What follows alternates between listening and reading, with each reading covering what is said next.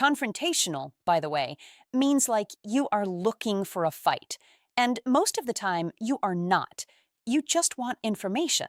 So, can I ask why is a really useful phrase to have ready. Now, let me give you some more phrases. And as I go through them, I want you to actually say them out loud, even if you are on the bus right now, even if people look at you a little strangely. Saying them out loud is the only way they become yours. So do not just listen, repeat. The first group of phrases is for when you did not understand what someone said, when their words were confusing or too fast or just unclear. Here we go. What do you mean by that? This is probably the most natural phrase for this situation. What do you mean by that? It is not rude, it is not aggressive, it is just honest. And native speakers use it all the time. Your colleague says the project needs to be more dynamic. You say, "What do you mean by that exactly?" Your friend says your energy has been a little off lately. You say, "What do you mean by that? I am not sure I understand." Simple, real, completely natural. The second phrase in this group is, "Could you explain that a bit more?" This one is great for more formal situations. At work, in a meeting, when speaking with someone you do not know very well. Could you explain that a bit more? Or could you explain what you mean by that? You're not saying the person was wrong. You're not saying they were unclear. You're just asking them to go a little deeper, to give you a little more. And most people, when you ask this way, are genuinely happy to help. Third phrase, "I am not sure I follow." This is one of my favorites. I am not sure I follow. To follow in this context means to understand, to track what someone is saying. So when you say, "I am not sure I follow," you're saying, "I am trying to understand, but I'm a little lost. Can you help me?" It is soft, it is honest, and it puts no blame on the other person. You're not saying you were confusing. You are saying, "I got a little lost. Come back for me." You can also say, "I did not quite catch that." This one is specifically for when someone spoke too quickly or too quietly, or there was noise around you. "I did not quite catch that. Could you say it again?" Or, "Sorry, I did not quite catch what you said. Could you repeat that?"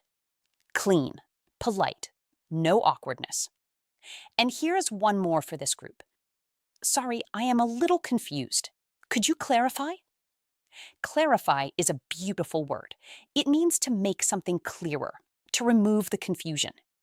When you ask someone to clarify, you are inviting them to try again, to explain in a different way, to help you understand. And the word sorry at the beginning, it does not mean you did something wrong. It is just a soft opener, a social cushion. It makes the question feel warmer. So that is the first group. Phrases for when you did not understand what was said. Let me quickly go through them one more time so they really stick. What do you mean by that? Could you explain that a bit more? I am not sure I follow. I did not quite catch that. Sorry, I am a little confused. Could you clarify? Say them again with me. Quietly is fine. What do you mean by that? Could you explain that a bit more? I am not sure I follow. I did not quite catch that. Sorry, I am a little confused. Could you clarify? Good. Keep going. Those are yours now. Now let us move to the second group. These are phrases for when you understand what someone said, but you want to know the reason behind it. The why, the thinking, the motivation. This comes up a lot in real life, more than you might expect. Someone cancels plans, someone makes a decision that affects you, someone gives you an answer and it does not quite make sense, and you want to understand the reason. Not to fight, not to argue, just to understand. Here is the first phrase for this group. What made you decide that? This is a wonderful question because it does not sound accusatory. Accusatory means like you are blaming someone. What made you decide that does not blame? It is simply curious. It says, I see the decision. Help me understand the path that led you there. Your manager tells you the team is switching to a new system. You say, What made you decide that? Your friend tells you they are moving to a different city. You say, what made you decide that? It invites a real answer, a thoughtful answer. Second phrase, what is the reason for that? This one is direct and clear. It works well in professional settings. What is the reason for this change? What is the reason for the delay? What is the reason for that decision? It is neutral. It is not emotional. It just asks for information. And information is what you need.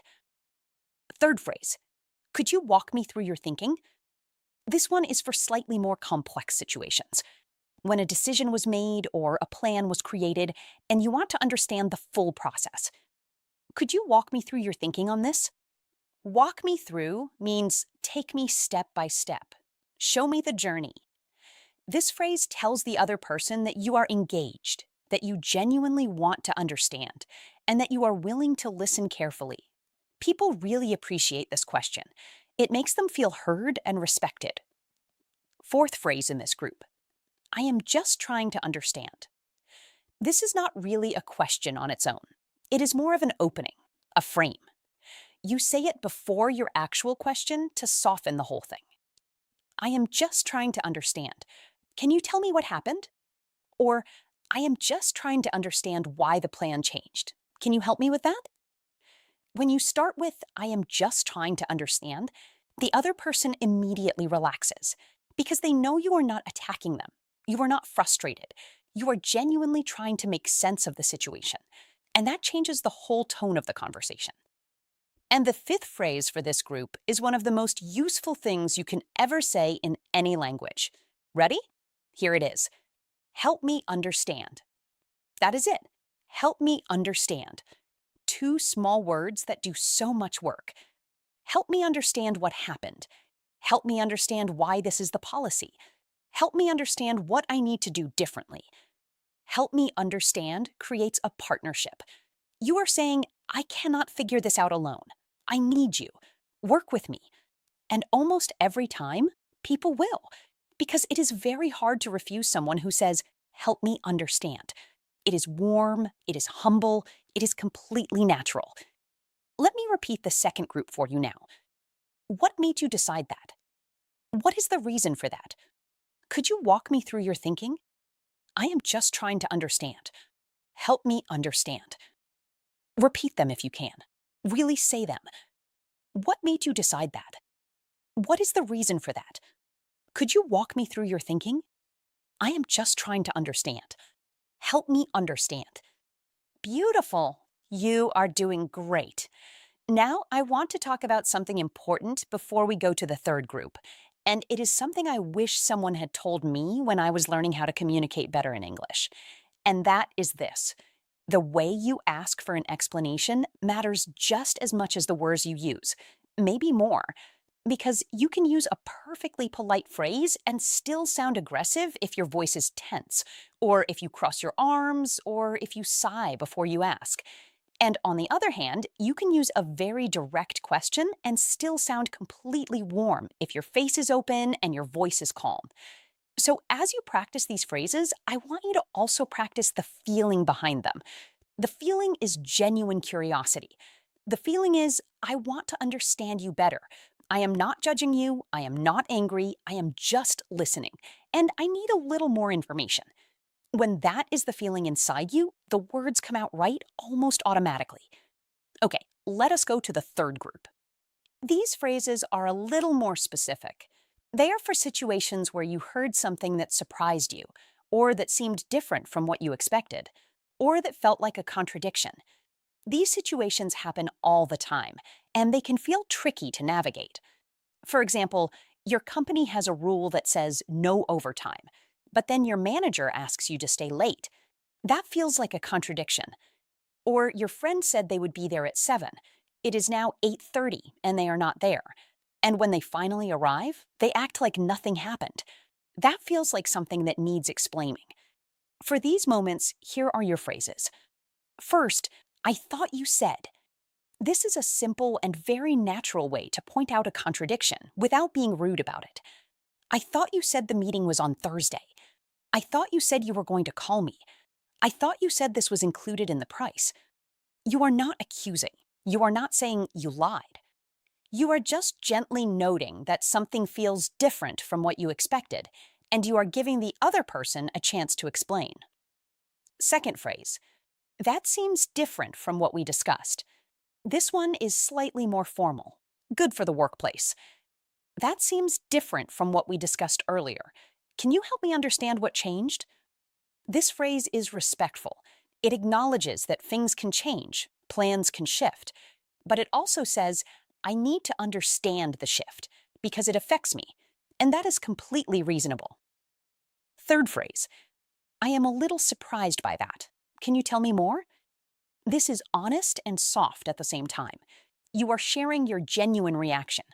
I am surprised. And then immediately you follow it with a request for more information. Not an accusation, not anger, just surprise and curiosity. I am a little surprised by that decision. Can you tell me more about why you went that direction? Fourth phrase, just to make sure I understand correctly. This one is lovely because it does something very clever. Instead of saying you were confusing or that something does not make sense, you pretend that maybe you misunderstood. You take the responsibility. You say, maybe the problem is on my side. Let me check. Just to make sure I understand correctly, are you saying that the deadline has been moved to next week? Or, just to make sure I understand correctly, does this mean we are starting over from the beginning? This phrase is humble, it is kind, and it almost always gets you a clear, patient explanation in return. And the fifth phrase for this group, so what you are saying is, this is a checking phrase, a summarizing phrase. You use it to reflect back what you heard in your own words, so the other person can confirm or correct you. So what you are saying is, I need to redo the whole report. Is that right? Or, so what you are saying is, the event has been moved to a different location. Did I understand that correctly? When you use this phrase, two things happen. First, you check your own understanding. Second, you show the other person that you were really listening. And both of those things are incredibly valuable. Let me quickly go through the third group one more time. I thought you said, that seems different from what we discussed. I am a little surprised by that. Can you tell me more? Just to make sure I understand correctly. So, what you are saying is, these are your tools for when something feels unexpected or contradictory. Use them. They work in almost every situation.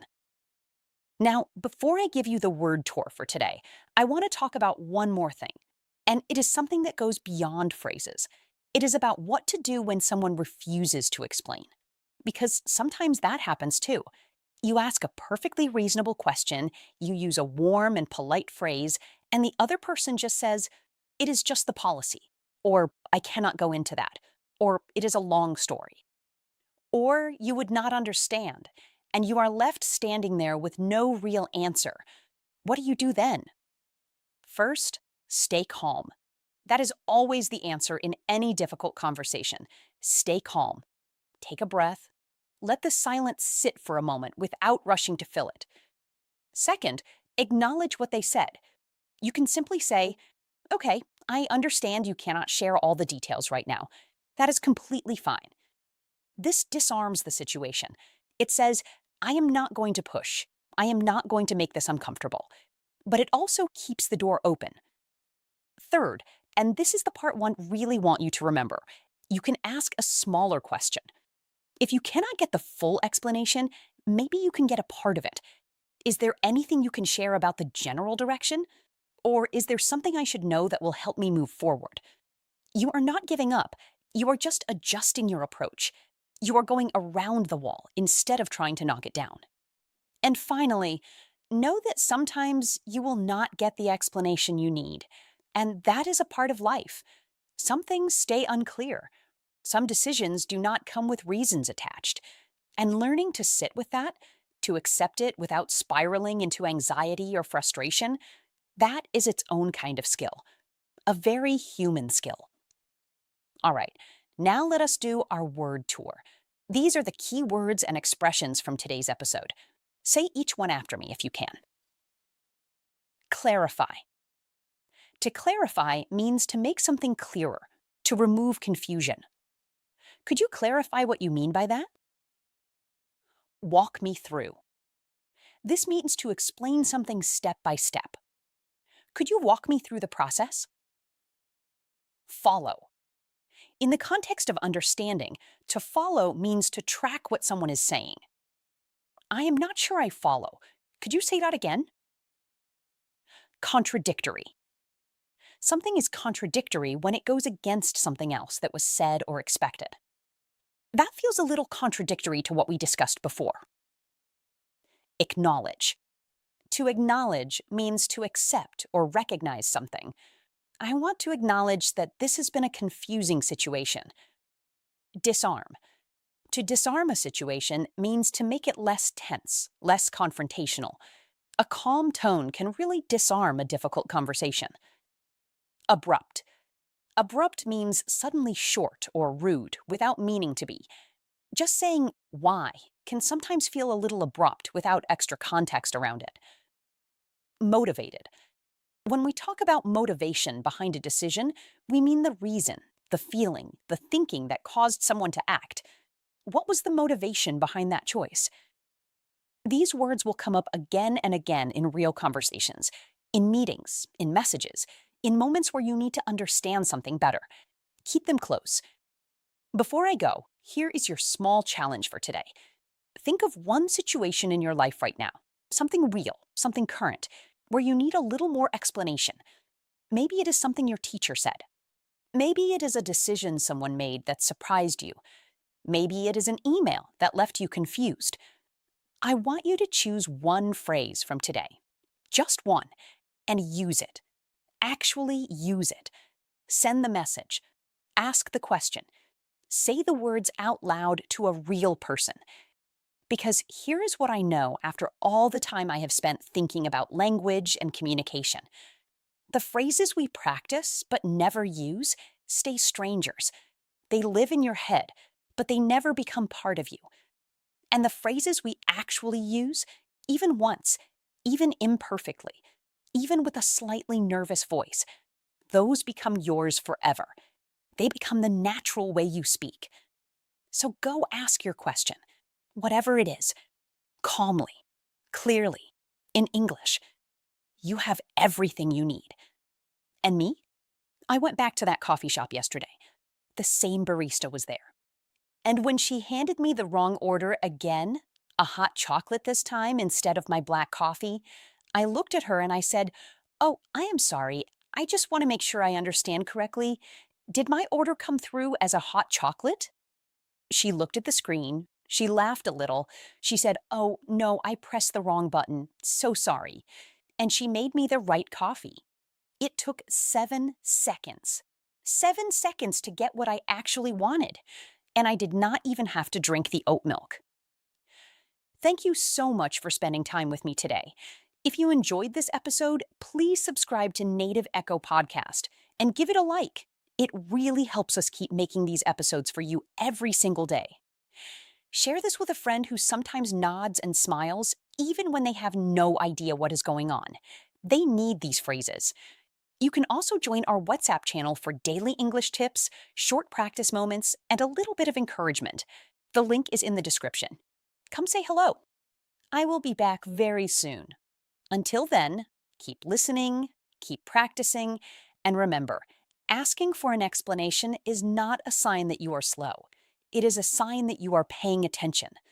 And paying attention is the beginning of everything. Take care, everyone. Bye.